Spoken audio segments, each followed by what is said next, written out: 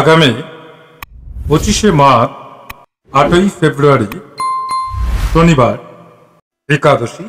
এই একাদশীর তিথি শুরু হচ্ছে শুক্রবার 24শে মাঘ রাত্রি 10:57 এবং একাদশী তিথি থাকছে 25শে মাঘ 8ই ফেব্রুয়ারি শনিবার রাত্রি 9:20 পর্যন্ত।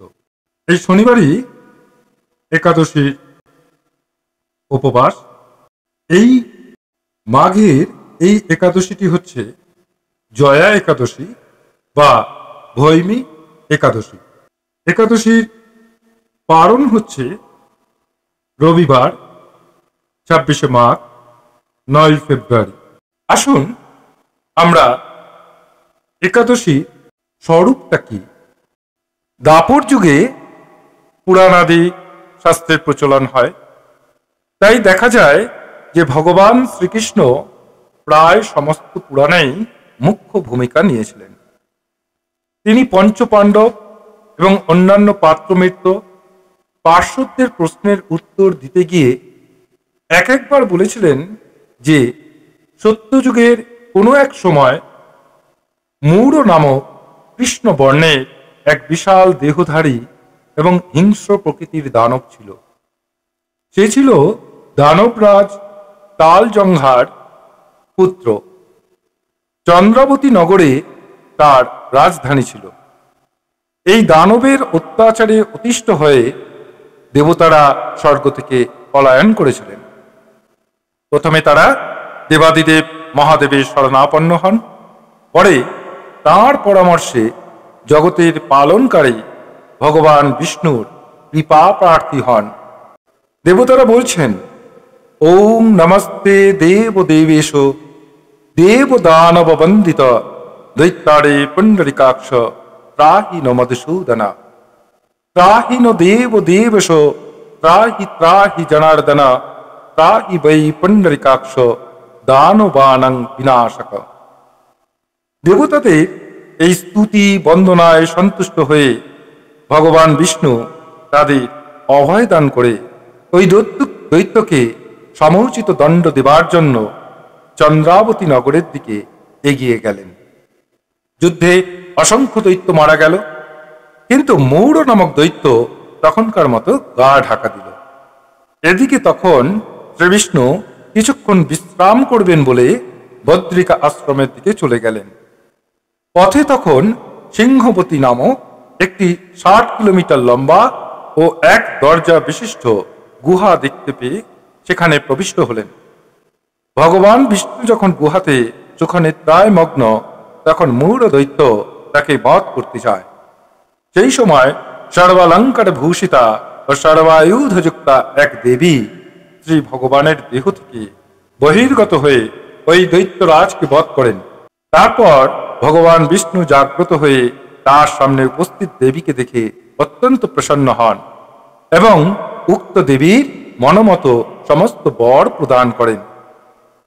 এ বিষয়ে ভবিষ্য পুরাণে বলা আছে, শ্রী ভগবান বলছেন, যত্তং বদসি কল্যাণী তৎসর্বং চ ভবিষ্যতি মম ভক্তশ্চ যে লোকাস্তব ভক্তশ্চ তে নরা। অর্থাৎ, হে দেবী কল্যাণী, তুমি যা বলেছ তা সফল হবে, আমার ভক্তই তোমার ভক্ত। একাদশং সমুৎপন্না মম ভক্তি পরায়ণা অত একাদশীতেব্যাং তব নাম ভবিষ্যতি। অর্থাৎ, তুমি একাদশী তিথিতে আবির্ভূত হয়েছ, তাই তোমার নাম একাদশী হোক। আর এই একাদশী ব্রত যারা পালন করবেন তাদের শ্রী ভগবান উৎসাহিত করে বলেছেন, তেষাং শত্রু হনিষ্যামি দস্যামি পরামং গতিম। অর্থাৎ, তাদের শত্রুদের বিনাশ করে মুক্তি দেব। শ্রী শ্রী দেবী ভগবান বিষ্ণুর কাছে প্রার্থনা করেছিলেন যে সমস্ত একাদশী তিথিতে যারা নিষ্ঠা ভরে এবং বিধিগতভাবে শ্রী বিষ্ণুর যে কোনো একটি রূপের পূজা ও যজ্ঞ করবেন এবং দান ধ্যান বিদায় আদায় রাত্রি জাগরণে শাস্ত্র চর্চা এবং ভগবত কীর্তনের রত থাকবেন, তারাও শ্রী শ্রী দেবীর কৃপার পাত্র হবেন। তাই আজও দেখা যায় যে গ্রাম থেকে গ্রামান্তরে, শহরে, নগরে, মাঠ, মন্দিরে, ব্যক্তিগত দেবালয়ে 26টি একাদশী তিথিতে ভক্তবৃন্দ শ্রী ভগবানের নানারূপে পূজা বন্দনা করে থাকেন। উদ্দেশ্য একটাই, মোক্ষ প্রাপ্তি। আসুন আজকে যে জয়া একাদশী, সেই জয়া একাদশী পুরাণে বর্ণিত কারণটি আমরা জানি। মাঘ মাসে এই শুক্লপক্ষের একাদশী তিথিকে জয়া একাদশী তিথি বলা হয়। জয়া বিশেষ অর্থে বলা যায় যে একাদশী দেবী তার পদতলে আশ্রিত একনিষ্ঠ ভক্তের সাধন পথে বাধা বিঘ্ন অতিক্রম করবার শক্তি দিয়ে থাকেন এবং বৈকুণ্ঠ লোকে পৌঁছে দেন অন্তিমে। তিনিই হলেন শ্রী শ্রী জয়া একাদশী দেবী। পৌরাণিক উপাখ্যান থেকে জানা যায়, অতীতের কোনো এক সময় দেবরাজ ইন্দ্রের রাজসভায় নৃত্য ও গীতের জন্য আগত পুষ্পদন্ত গান্ধর্বের পুত্র মাল্যবান এবং চিত্রসেন গান্ধর্বের কন্যা পুষ্পবতী অনুষ্ঠানের মধ্যে ছন্দ পতনের দায়ে দেবরাজ কর্তৃক অভিসম্পিত হয়ে রাজসভা থেকে বিতাড়িত হন। তাদের মনে বিষ্ণু ভক্তি ছিল, তাই পিশাচে রূপান্তরিত হলেও সর্বদা ভগবানের চিন্তা করতেন। এইভাবে বহুদিন গত হয়। একদিন ভগবান বিষ্ণু দৈববাণী যোগে জানালেন যে তারা জয়া একাদশী ব্রত পালন করলে পূর্বরূপ ফিরে পাবেন এবং দুঃখ ও দুর্দশা থেকে মুক্ত হবেন। তারপর তারা শাস্ত্রীয় বিধিনিষেধ মেনে উক্ত ব্রত পালন করেন এবং সর্বপাপ মুক্ত হন, আর এই অন্তিমে বৈকুণ্ঠ লোকবাসী হন। এই সমস্ত তথ্য সবিস্তারে ভগবান শ্রীকৃষ্ণ অর্জুনদের জানিয়ে বলেছেন যে এই পুণ্যময় ব্রত পালন করলে মানুষের মনস্কামনা পরিপূর্ণ হয় এবং তারা নিশ্চয়ই বৈকুণ্ঠ লোকে গমন করবেন। আমরা শ্রী শ্রী একাদশী দেবী স্তোত্র পাঠ করব এবং স্তোত্রটি আমি বাংলাতেই পাঠ করছি। হে দেবী, তুমি ভগবান শ্রীহরির পরিতোষকারিণী, মূঢ় নামক দৈত্যের সংহার কর্ত্রী, জরাক্ষরা জগতের আদি কারণ সনাতনী। তুমি আমাকে সর্বদা বিশুদ্ধ জ্ঞান এবং নারদীয় ভক্তির সূত্র প্রদান করো। আমি তোমাকে সভক্তি প্রণাম করি। হে দেবী, তুমি ভগবান শ্রীবিষ্ণুর লীলা সহচরী দেবী এবং সর্ববিদ্যা স্বরূপিণী। হে জননী একাদশী, হে মহাদেবী, তুমি আমাকে সর্বদা ব্রহ্ম বিষয়ক জ্ঞান প্রদান করো।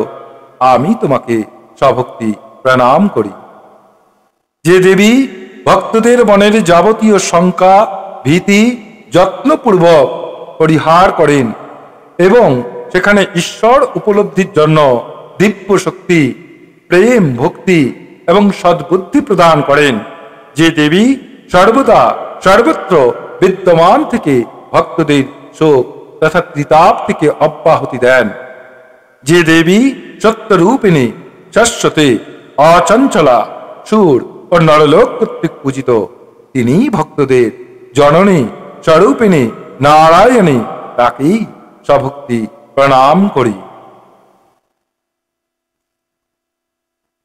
শ্রী একাদশী দেবীর প্রণাম। ওং একাদশৈ নমো দিব্যৈ মহাদিব্যৈ নমো নমঃ।